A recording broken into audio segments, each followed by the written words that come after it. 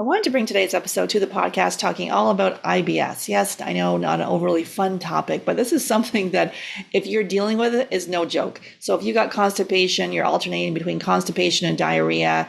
We're going to look at this completely differently. Maybe you've gone and had, met with your gastroenterologist and they've given you some recommendations, but it's still not working. And you're on the fertility journey. You want to see how this is connected. So I'm excited for you to listen to today's episode. Let's go.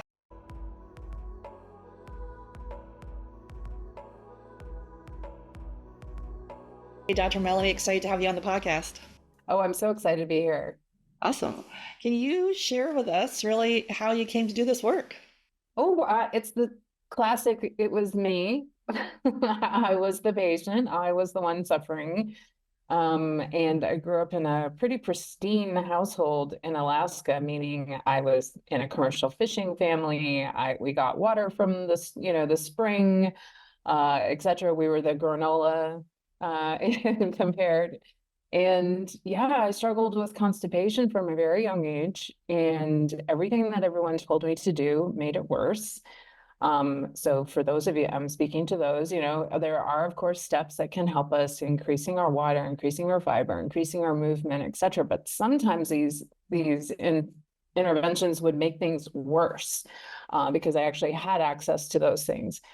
And I was in school, and my functional gastroenterology professor had just come back from writing a book on functional gastroenterology. And it was about 2 paragraphs in the book, but it was about small intestine bacterial overgrowth. And we now know that there is a further extension to say intestinal methane overgrowth, which is more specific to constipation. But the point is that there was a reason for my situation. And even throughout naturopathic medical school, I was the one who was raising my hand. What if that doesn't work? What if, like, what else you got? Because I was doing all the things, to have this opportunity I actually went out for a lottery to work with him specifically, and he was the only person I put in for my preceptorship, and I won the lottery, and it's kind of history from there because I really got to be heavily involved in the development of the center in Portland. That's what led me to move to Los Angeles to be closer to the research team at Cedars-Sinai. And yeah, and also help myself be alleviated from the problem.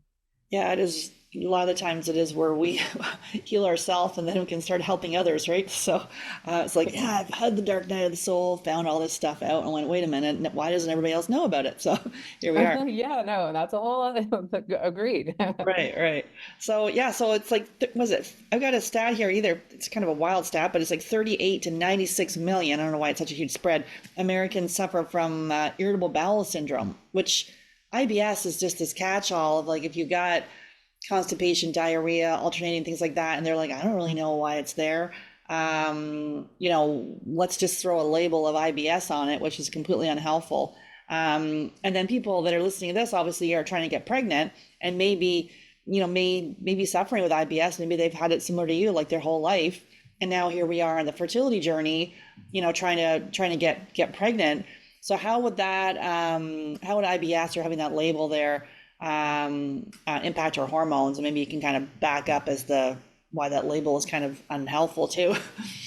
Oh, right. Yeah, no, there's a lot of history there, right? And there's this, in the sense that there's this predominance of being female, and that actually gets into genetics, or genomics and epigenetics, et cetera, because like, yeah, well, we can't help it that we have those chromosomes. So anyway, that's how things kind of got really heavily into, I will say, let's say, like the antidepressants. So people will come to me and say, I don't understand. I'm not depressed. Why did they give these to me? And it was never really explained the connection to the gut brain or serotonin as a motility agent, So sometimes a lot of like people will go, that's not my problem. And they want to move on. And they're so used to this. And this is like their normal.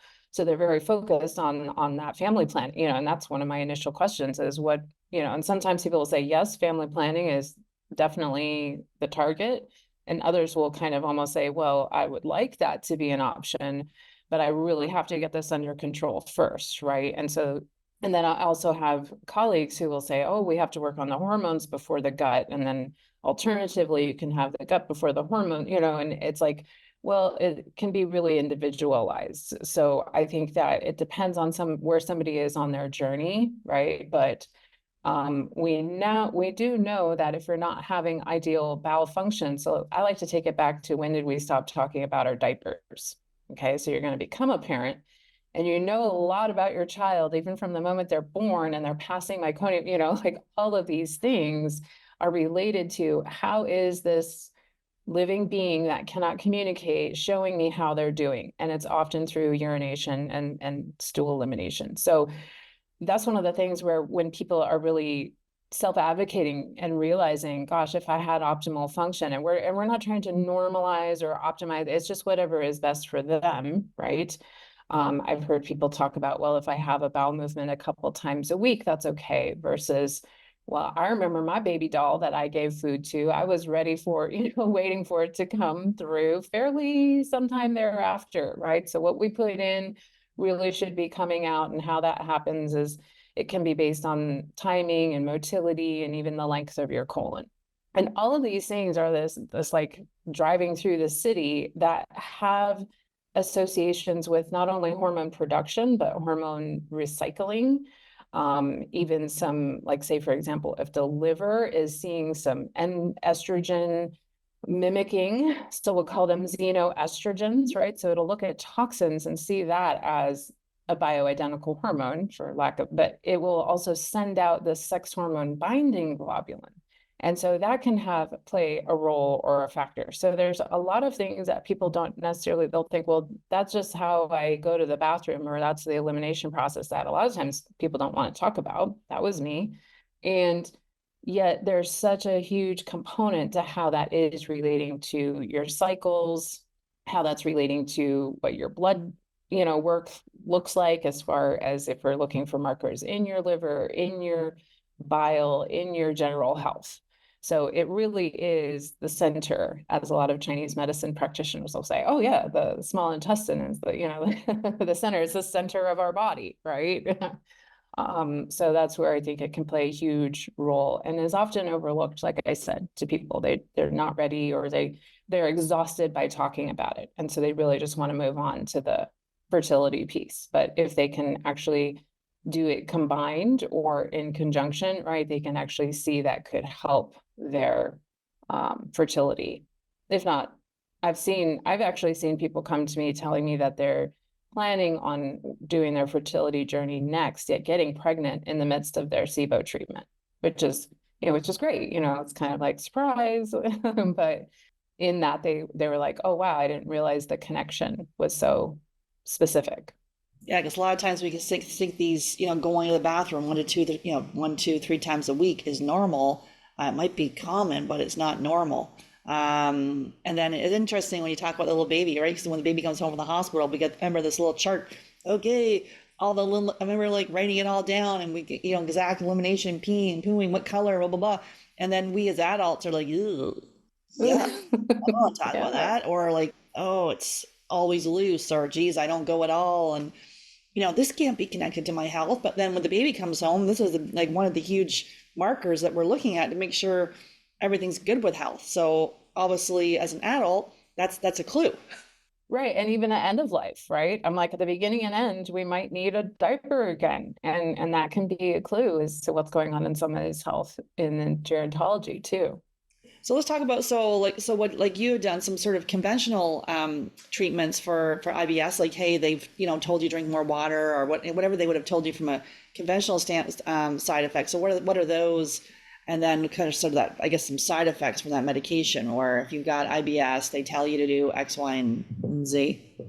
Right. And as we know, when they're defining something as a syndrome, it's because they're like, well, we can't find anything very specifically wrong with you. And what I mean by that is there's the category of irritable bowel syndrome, which is like what the name sounds like. And then we have inflammatory bowel disease, which has an autoimmune component to it. We actually now know that IBS actually has an autoimmune component to it too, which I'm excited to share. But we're kind of working out what I'll call the worst case scenarios when we're going to a gastroenterologist. They're really working through the algorithm and saying, okay, is this an inflammatory bowel? And that can really come up in, I would say, and probably in the first initial appointment or two by some general blood work that is more specific to the GI system, let's say. And yet at the same time, they'll look for, after the typical, we'll call them lifestyle recommendations of increasing your fiber, your water, your walking, then I would say the most often thing I've seen is prescribed as a proton pump inhibitor. And that's often shot off the hip, right? It's like not even necessarily, and I find that interesting because it used to be very, very selectively prescribed. And now it's almost like this immediate reaction, even without diving deeper into the algorithm, let's say. And again, people might not understand that because they're like, well, I don't have reflux. Some do, some don't. I actually find it interesting because I do see and recognize a pH factor when it comes to our motility. Now let's discuss that word in and of itself, because I'll have my diarrheal folks out there saying, oh, don't stimulate my motility, please, no. And I'm like, well, actually, motility is different than our elimination speed and form, etc. Motility is what we actually do want, because it's this cleaning wave that's happening between the stomach and throughout the small intestine.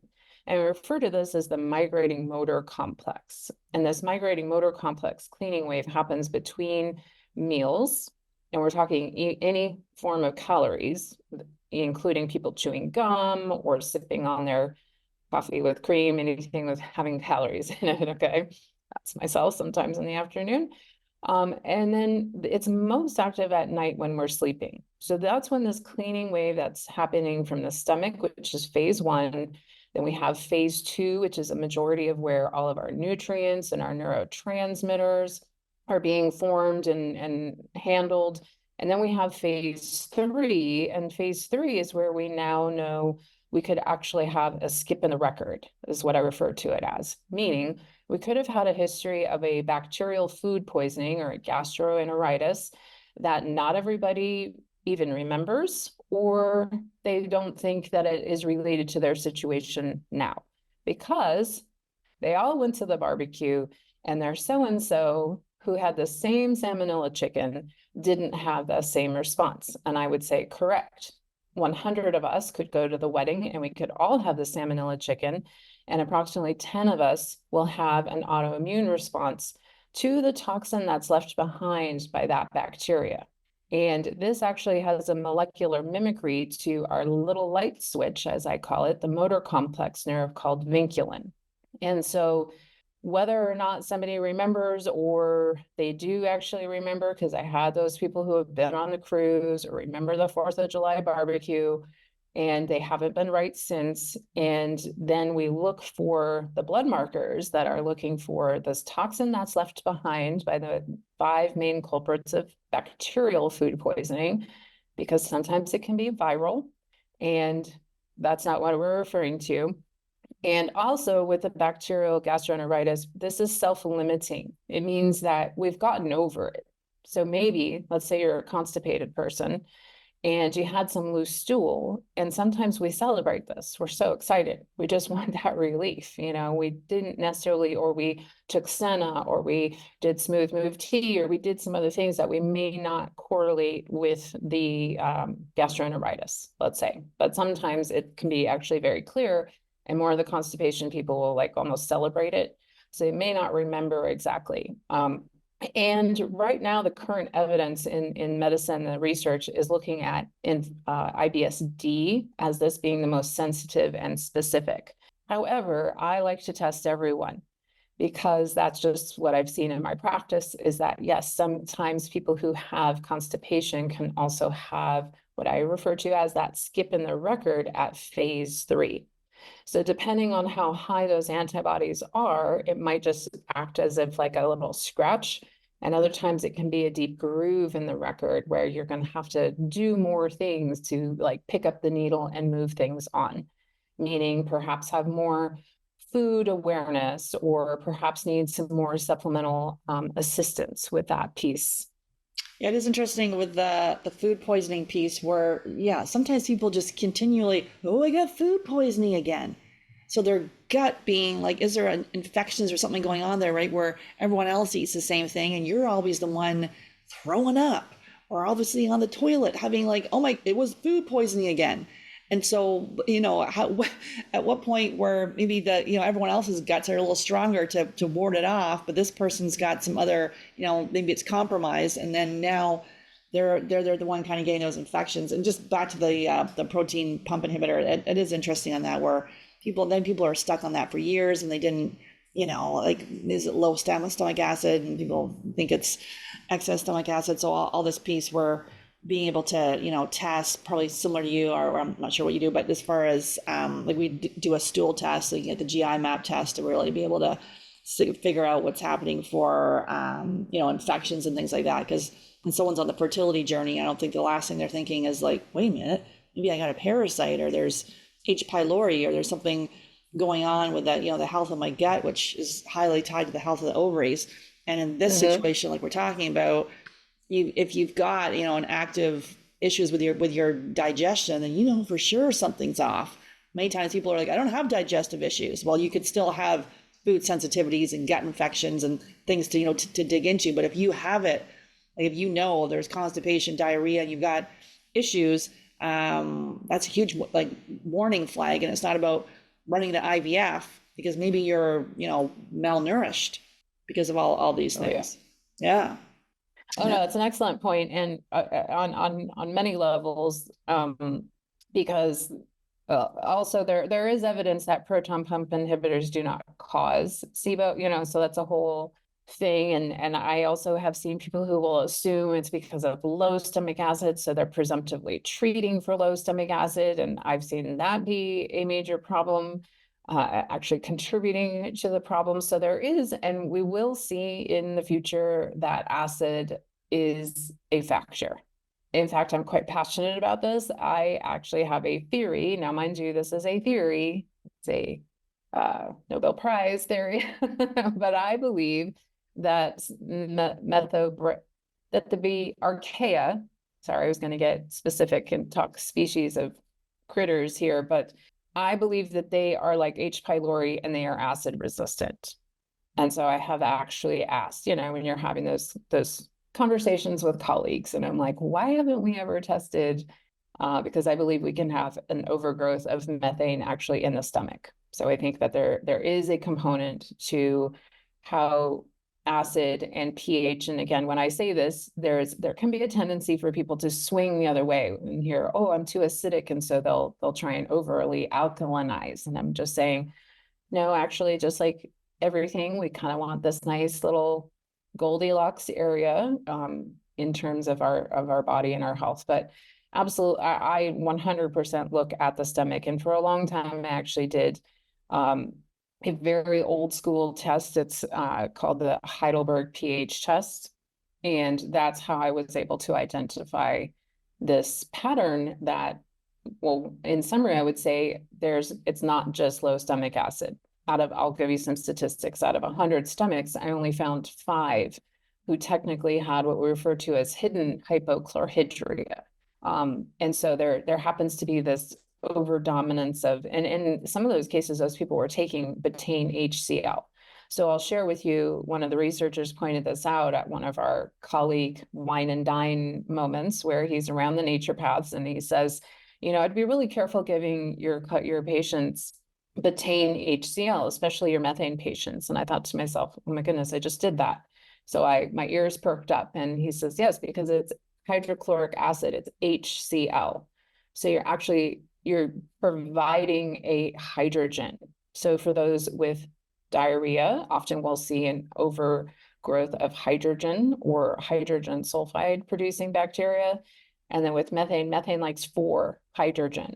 So he says you could be really just feeding more Pac-Man pellets to methane, Mr.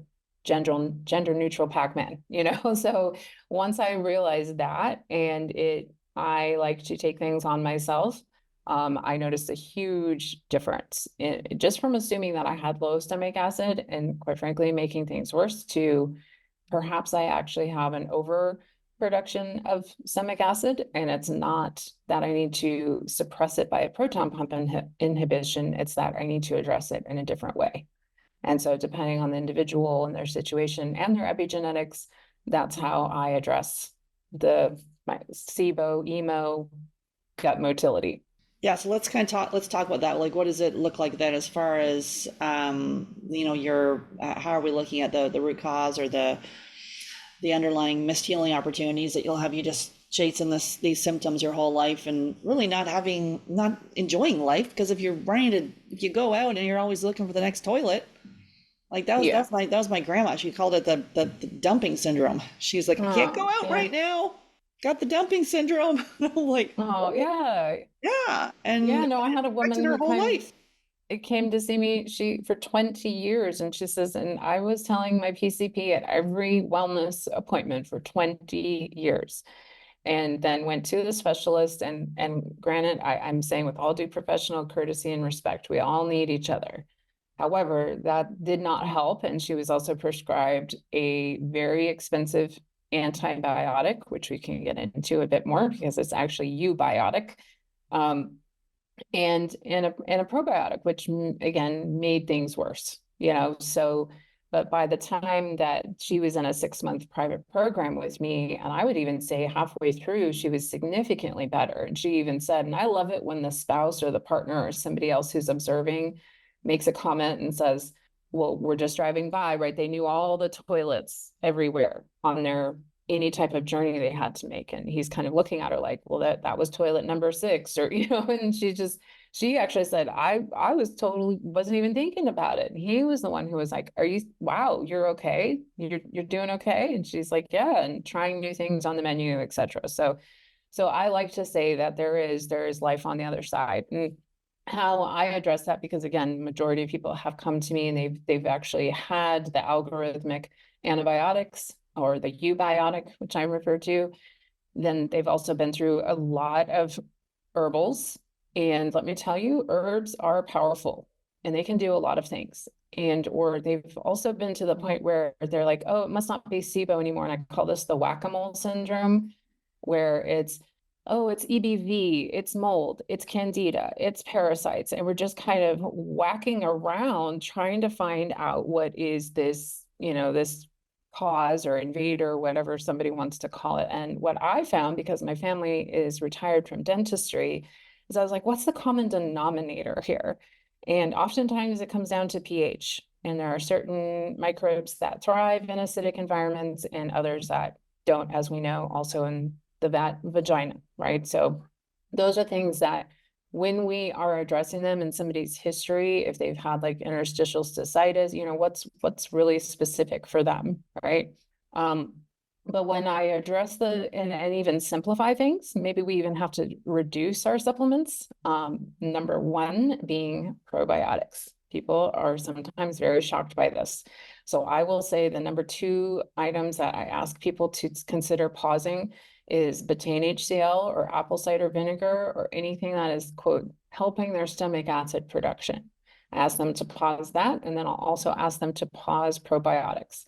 Unless they can tell me this miracle or miraculous thing that happened ever since they started said probiotic, then I like to pause taking it through the tube.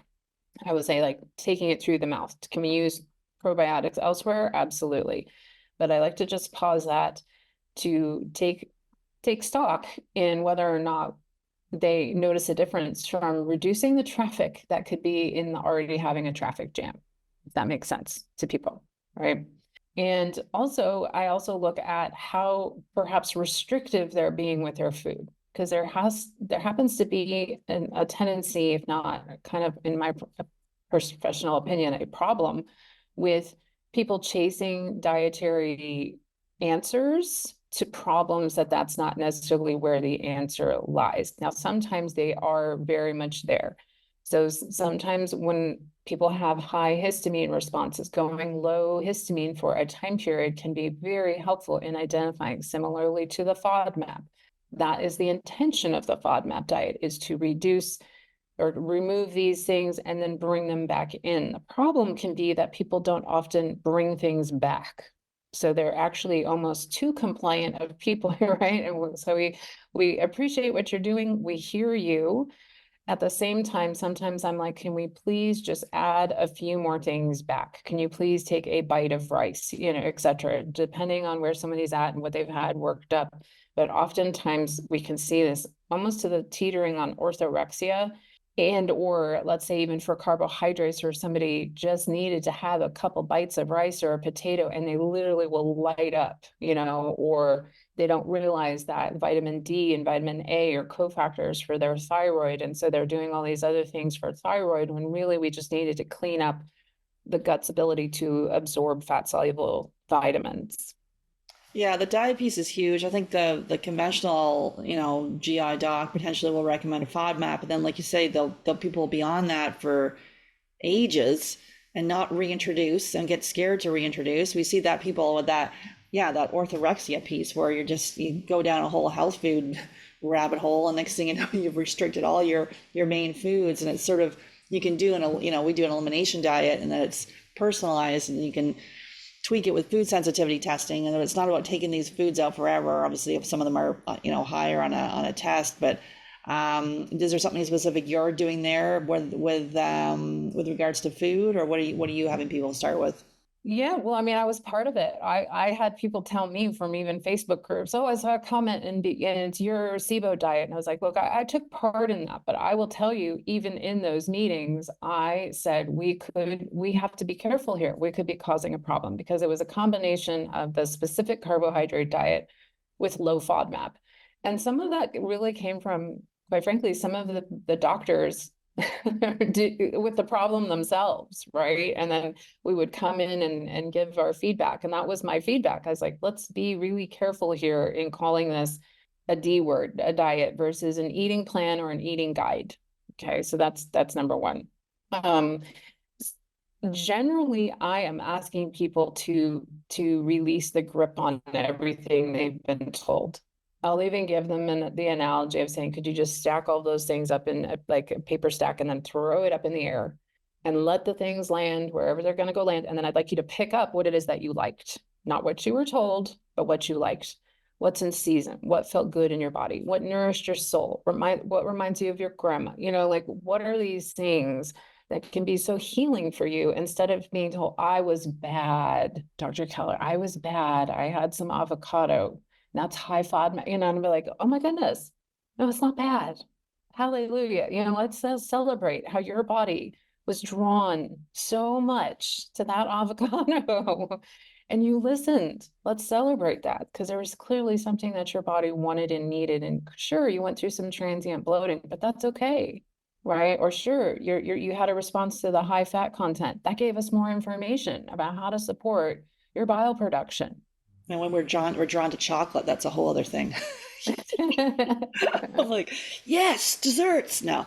Um, okay, so we're gonna figure out the diet piece, and then what other like testing, or what are you looking at then for someone that's dealing with that with IBS then?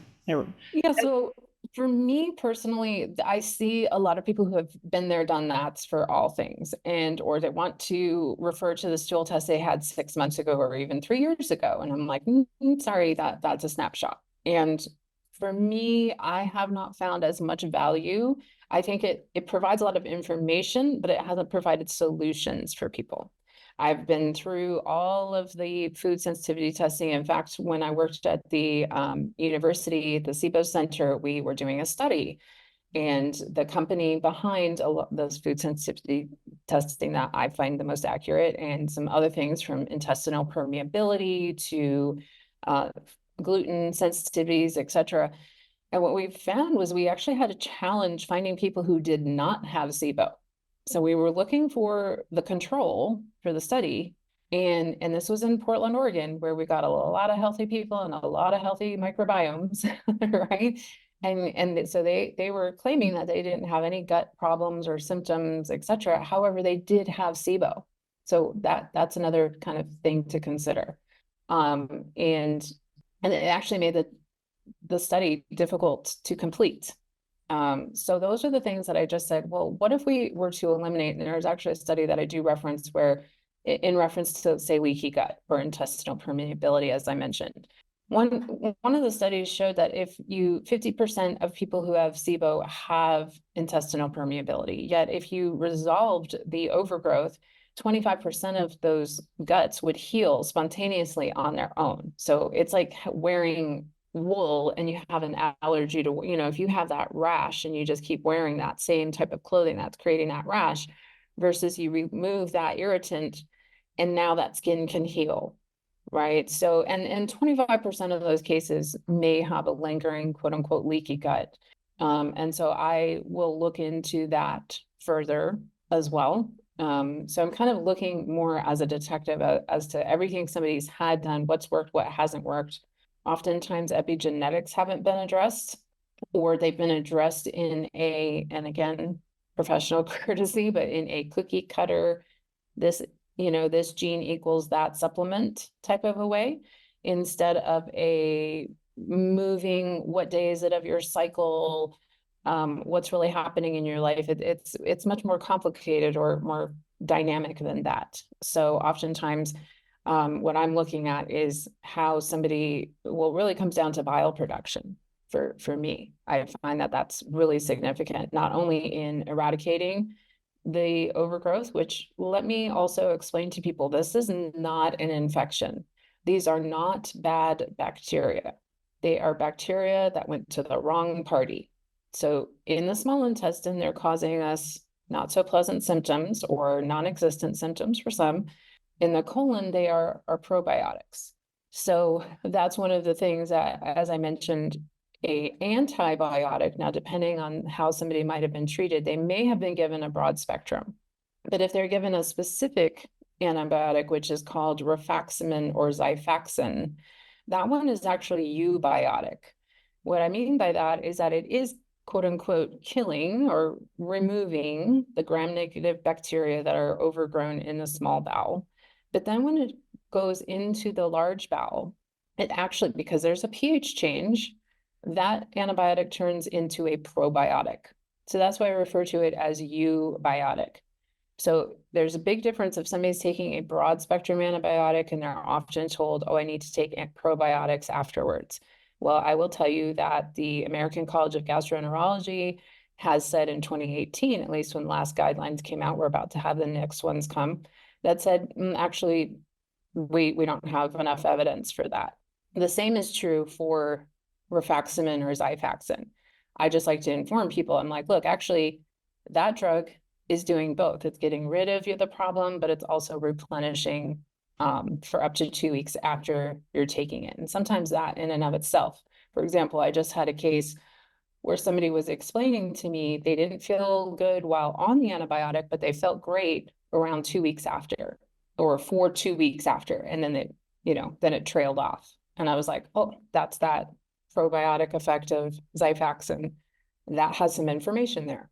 So are you using that are you doing the antibiotic then and then repairing after, or what are we doing? What are we doing there, I guess, for like your method? I'm informing people that that's what the drug is doing. So Yeah. whether they're choosing that, right, or not, or if they're from some other state, right, I'll explain to them, well, that's part of the algorithm if they're being prescribed something broad spectrum. But more often than not, people are maybe finding me because they'd rather not do, Right. and so the same can be true though for herbals, is that they'll be like, oh, I was on these pretty heavy duty herbs. And even for extended periods of time, I used to sell a garlic product. And even my own mother would be like, please don't ever run out of that. And I actually, just right before the pandemic, we were about to do a study with John Hopkins doctor to look at the effects of allicin on the stool, further look at the effects of that. So it really just depends on where somebody's at. In really the people I've been seeing most recently, it's about pulling things back. It's about reducing things, restarting, looking at the epigenetics, and quite frankly, a bit of energy work, right? And alternative thinkings to other things that might be going on in their body. Yeah, like that's with the fertility piece. That we love all the biochemistry. We're looking at food sensitivities and gut infections, but if we didn't include all the mental emotional side of it, and just knowing in your heart that this is going to work out, or however, Yeah. that you will expand your family and letting go of the control piece to it.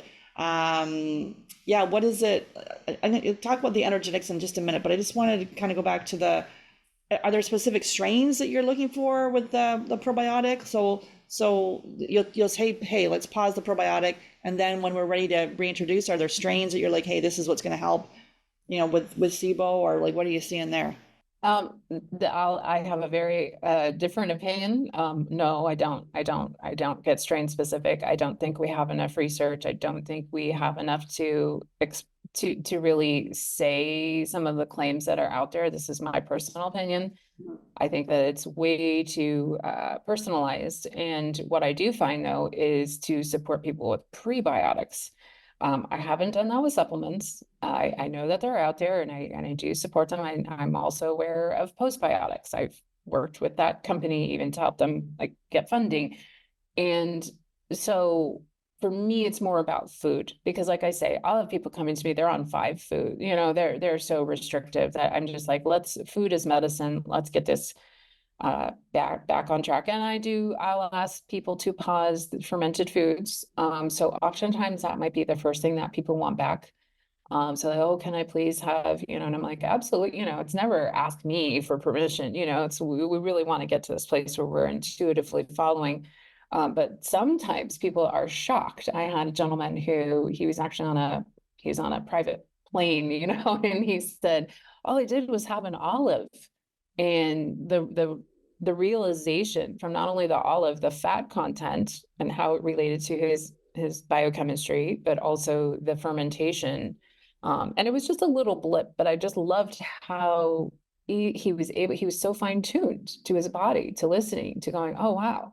Because actually he was also a person who came to me with a very well educated and well read, and this is the latest strain, this is the research. And I was like, I appreciate that. And I value that you're that astute. However, how is that working for you? Right. And when people really take a reflection on that, now on the flip side, I have a gentleman who's been with me for years, because he just knows that within a quick phone call or a text, like we can get things back on track. And he actually has a pretty deep groove skip in the record, so because he went on a trip and I said, you know what, I think I observed a food poisoning. And he's like, oh no, that was just Mardi Gras, And around 21 days, I said, let's wait 21 days for your immune system to build this antibody. And then we're going to just kind of watch and wait. It's not like I want to see somebody have a setback in their GI, but it did. It started to slowly happen. And within the 8-week mark, we were remeasuring, we were testing that for that antibody. And it was indeed very high, quite high, actually. So it explained exactly what the situation was. So he's there for these little fine tuning adjustments. And the fellow with the olive, so the olive worked for him or didn't work for him? It didn't work for it. Like he had just a pretty minor setback. When people, as you know, right, they have these like they can be really apprehensive, right? Like I say, people will ask me, can I eat that? Like they really want that permission. And it can be difficult to be the gatekeeper of somebody to just say, like we have these intuitions about something. For example, the guy who came to me and was like, can I have a peanut butter and jelly sandwich? And I was like, yes. And he's like, gluten, in capital letters. And I was like, yes, because he was definitely at that place where eliminating that restriction for him was what was best for his mental health. And for him, he was actually an underweight case. So freeing him from that restriction really enabled him to put on weight quite quickly, which was miraculous. And also, there's something with the North American food. You go to Europe and you can, I don't do gluten or dairy, and I go over there and I stay away from gluten, but dairy is totally fine. I'm having gelato, all kinds of stuff, and have no issues. Here, I'm like, can't even do grass-fed butter. So, Oh, and there's certain places to travel too where I'm like, ooh, everyone's going to Cuba. I'm like, oh man, I just know I'm going to go there. There's going to be some freaking problem and I'm going to get some freaking parasite. So I'm like, yeah, this cheap vacation, this thing's going to haunt me for the rest of my life. So there's certain places where I don't know, like, and I keep asking people, how did you feel when you came back? Everyone's like, I felt great. And I'm like, well, I just have a feeling that if I go to some of these places, that I'm going to be screwed because, I dealt with my own gut infections and food sensitivities and all that sort of stuff. But it is interesting leaving North America and going eating other places. I'm like, they're spraying something there's something they're doing to our food over here that, is not good. We're at the toxic soup. So yeah, what about, so the energy, so here we're dealing with some, intestinal issues, alternating diarrhea, constipation. So we start making these changes, do some testing to see if, what we've got some overgrowth, just like quickly. So what are the signs of SIBO? And then we'll just talk about some of the, the energetic piece of this. How do we know, like some symptoms? We're like, oh my goodness.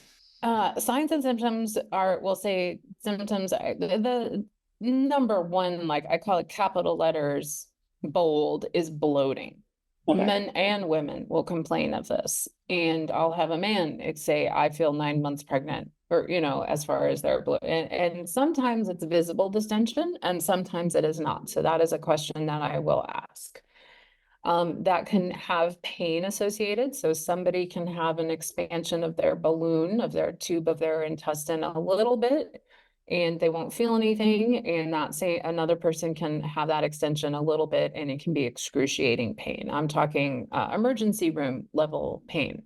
And in these cases, these people respond very well to peppermint, even a tincture of peppermint, which will definitely give you like dragon breath. So some people need to dilute that. I'm just saying, I have had a person in a fetal position where their spouse was like, shouldn't we call the EMT? And by the time that this person took a sip of straight tincture, and then we actually also applied it topically to their abdomen, they were within minutes sitting upright. And then interestingly, that woman didn't go anywhere without her little, even a breath spray of peppermint. She's like, this is my lifesaver. And she was like, would have no idea that this could be what saves me, this simple thing at the grocery store. And so not everybody has that, but some people will have more of like a cramping or a twisting pain or a stabbing. We want to get really, really descriptive. Please, if you can, be as descriptive as possible to your doctor. If they don't ask, please provide them that information, because that's the type of detail that I'll say to somebody. If I was like in your body, please describe to me exactly what's happening.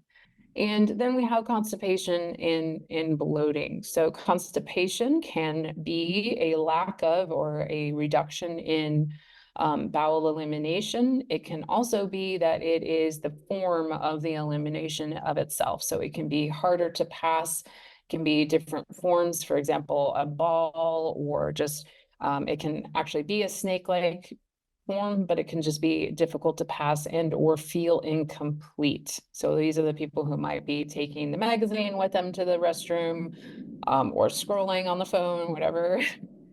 And they are there for a while, and or they are straining. We of course do not want to be doing any straining, but sometimes it can be that like I can't help myself because I'm just trying to get the rest of this residue out. So those can be all the range of constipation. And then diarrhea, as most people will know, it can be about the stool form, but it can also be about the frequency.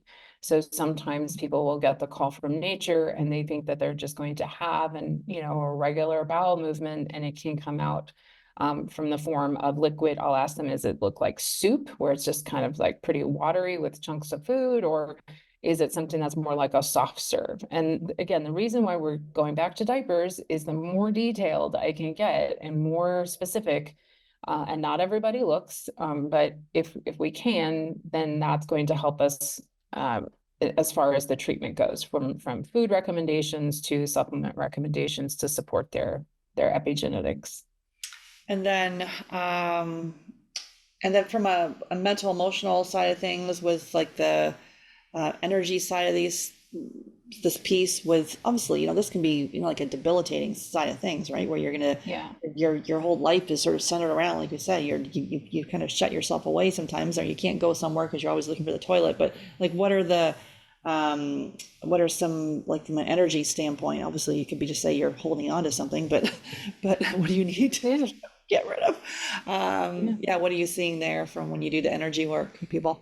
I think I'm going to get pretty is that there's a lot of programming. if we want to kind of call it the matrix or call it the human experience, whatever we want to call it. And we really want to, I do my best to have like a soul to soul communication of like, what did the soul come here to do? And the body has its own consciousness. And so how can we connect the soul to the body and have some form of healing? Now, for myself, and there's very, very clear evidence that there can be trauma involved. And again, they focused more on females. And I'll even say personally, I didn't necessarily know the depths of that or didn't know that it was in my scope, let's say, because I think there can be a tendency to say, oh, there's a specialist for that. But at the same time, they can be very separated. And when we integrate them, when we really get somebody embodied in their body, and when we really can remove the programs from other doctors, from social media, from internet searches, and just really get in tune with our beingness and what we came here to do. And as you mentioned earlier, what's our spirit baby saying to us? How can we just really connect with our with our significant other, or however we're conceiving, right? There's just this magic that can happen when you connect to that versus all of the static that's causing interference and perhaps distortion that doesn't pertain to you. So we can be worrying about something that doesn't even pertain to us. And wouldn't that be lovely? And that's one of the reasons why I don't give people a dietary plan or guide or anything. I'm like, you know yourself so well. You just need to be given the permission to expand and to feel safe to do so. Yeah, and then it is that, again, because you can go and research on all this piece and just drive yourself crazy with all these different recommendations. But it is, at the end of the day, you've got to listen to yourself, what feels right for us. And we've forgotten, we want to go and ask like a list of 10 people instead of saying, wait a minute, what do I need to really focus on here? It can be hard as you're trying to like figure this out, obviously, to have a goal of expanding your family. So you want to fast track it. There's this whole thing of impatience, and thing is that the child's not coming in when we're in this contracted, impatient, worried phase. And so how do we tap into that? Like, that's interesting, like you're talking about with the soul to soul conversation. So that really has, and also having someone feel seen, like first, where you're chasing this around and then no one's really listening or listening to you, or just giving you these generic side of recommendations. No, absolutely. Or like I see it, I'm in a couple of Facebook groups just as an observer, and sometimes it's just painful to see somebody. Recently, somebody said, well, my practitioner just gave me X, Y, and Z. I don't know if I should do it though. What do you guys think? And I was just like, oh my goodness, you don't know that perhaps that person, it might seem pretty simple that they just, and sometimes this does happen, right? Or they're just put on a gut protocol or just put on something, but perhaps that practitioner really selected that so specifically for you that asking other people is doing you that disservice, and so yeah, and I think that happens in the fertility area too. So when you can really trust and have that relationship with your doctor that you've chosen them for a reason. Your intuition led you to Dr. Clark, let's say, or to me, right? And then embrace that and really take all of that highly trained information. We take so much time, talk about being, I'll say I'm that Virgo researcher, right? We've spent years and hours of our lives doing this, and we really do care.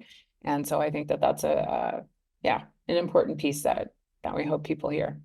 Yeah, just to set the record straight, I'm not a doctor, but I've assembled a team that includes a doctor and functional nutrition Nice. practitioners and mindset piece to really have people, look at this differently. Yeah. And then you have got a micro meditation here for us. So what can I'm going to have a link for that, but what can they expect in that meditation? So that came from a patient who's a music producer, the one that that was underweight and rapidly was able to eat a lot of foods. And so we set it to frequency that helps the brain get into a state ready for meditation. Now, that's only 3 minutes, and some people might think, what is this? And so some people, they might overlook it. And then other people will just absolutely understand it and get into it. And the reason why it's 3 minutes is that's the length of a song. And I don't know about you, but I've turned on the music to adjust my attitude every once in a while. And boy, it sure can, right? So we really set that at a frequency to give you 3 minutes to take a pause. It's a really great self-care. And it actually will help your brain. And at the very end, it also kind of brings you back. So it's kind of taking you to this nice, like we'll call it Zen meditative state, but then the frequency shifts to also kind of pick you back up again at the end of the 3 minutes. With the beats that go back and forth kind of thing? Is that Yeah, binaural beats, yeah. correct. Okay, awesome. And so what are some final thoughts for us here, Dr. Melanie? Well, I would just say that if you have struggled with SIBO or IBS, please know that there are other ways. There are other ways of thinking that I happen to have been doing this for a very long time. And so please stay the course. Or if you have IBS or been told you have IBS, but you haven't heard about intestinal overgrowth, then I would strongly recommend that you include that as part of your fertility journey. And I'm here to help with that if that resonates with you. Awesome. Thank you very much for all the work that you're doing. Thank you.